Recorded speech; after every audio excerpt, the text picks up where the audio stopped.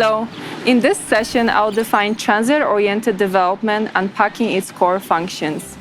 We will look at the different features of TOD through the perspective of families whose well-being relies on quality urban environments. You will also learn about the TOD standard, which is a comprehensive tool that cities can use to create healthier and more accessible environments for families and all citizens.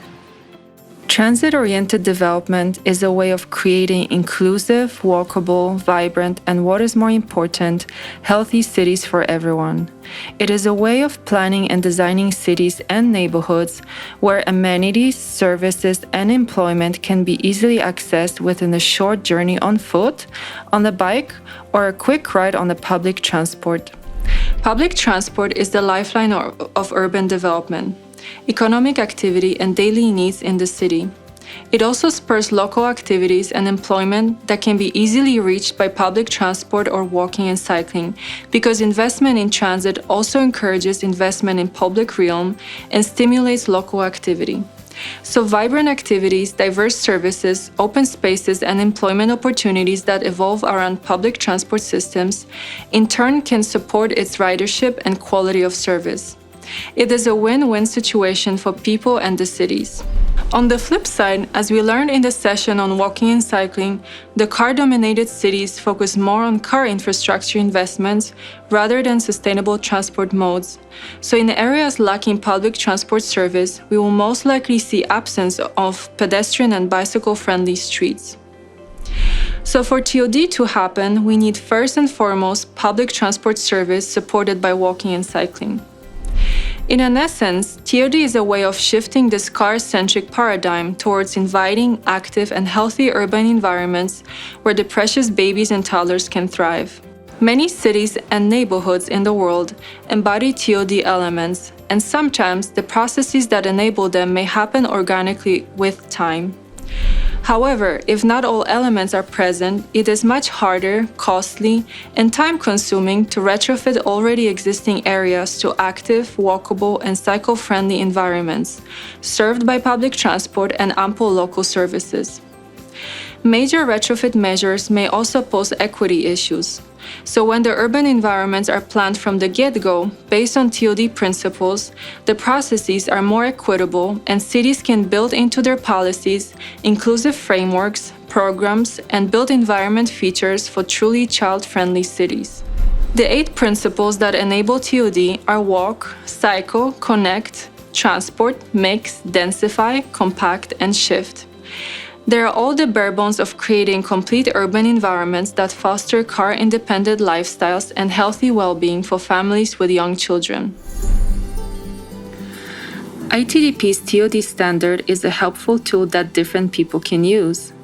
Planners or designers can use it to evaluate urban areas to understand the gaps and strengths of the built environment. It can be used for policy benchmarks, and the tool has actually been already an inspiration for many cities and countries that base their urban policies on TOD standard objectives and performance metrics. It is an excellent educational and advocacy tool for professionals, aspiring planners, decision makers, and community-based organizers. And finally, it is also a recognition system that awards ranks to projects that have been scored with the TOD standard that showcase exemplary urban performance. You can download the PDF of the tool at tod.itdp.org.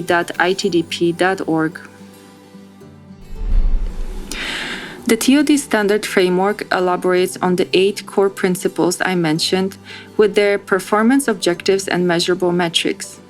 There are 25 metrics in total, and each is given criteria, ways to measure, and a point system that is easy to follow.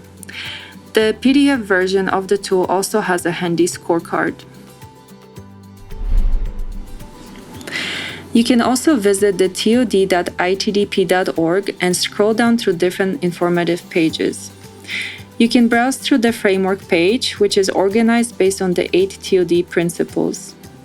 Then you can read about the performance objectives and the metrics and their criteria through the lens of caregivers and their babies and toddlers to see how each attribute relates to their needs.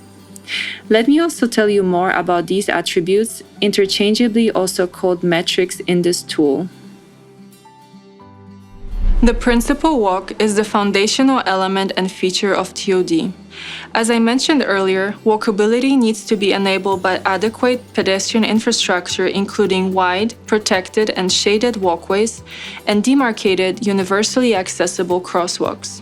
The street frontage activities increase street vibrancy and allow for visual connection with the inside activity for increased personal security and more pleasant journey.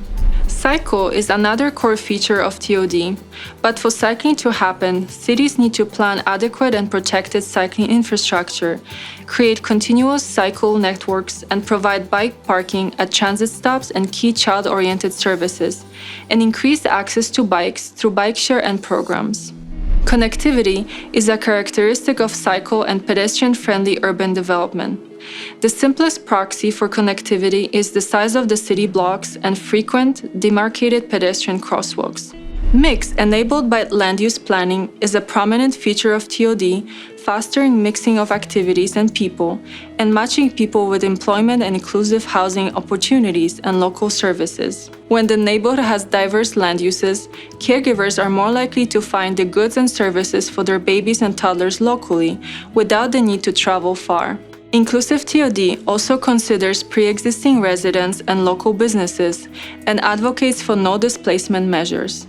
It is a key aspect of equitable retrofit efforts for areas that develop without TOD policies. Principal Densify reinforces that for TOD, both residential and non-residential densities are needed. They should be planned together to help support public transport, local services, and public space activity. Single-use development has myriads of negative impacts on people, cities, and the environment. Principal Compact is the embodiment of TOD. Compactness relies on development in existing urban area through infill, brownfield development, or adding density. Greenfield development further exacerbates sprawl. Multiple sustainable transport options, from frequent transit to high-capacity public transport and bike share, support compact development. Multiple sustainable transport options, from frequent transit to high-capacity public transport and bike share, support compact development. Shift principle is a supportive feature of TOD. When all other principles are implemented, trips done by cars are reduced. Car space can be therefore reduced and utilized for sustainable travel options, community activities, and play. Car space that can be reduced includes off-street parking, active driveways, and overall roadway space area dedicated to cars. Shift should also be implemented to help curb the car space and help TOD leverage the public transport use and better utilization of development area. TOD has been branded as complete or 15 and 20-minute neighborhoods or cities. All are great ways to define TOD, as long as they include public transport to connect to the rest of the city. The presented elements are the bare bones of TOD.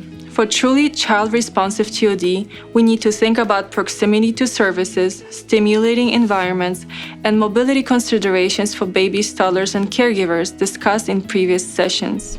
I invite you to visit the tod.itdp.org website to learn more about TOD and ITDP's TOD standard that includes the framework built around the presented TOD principles.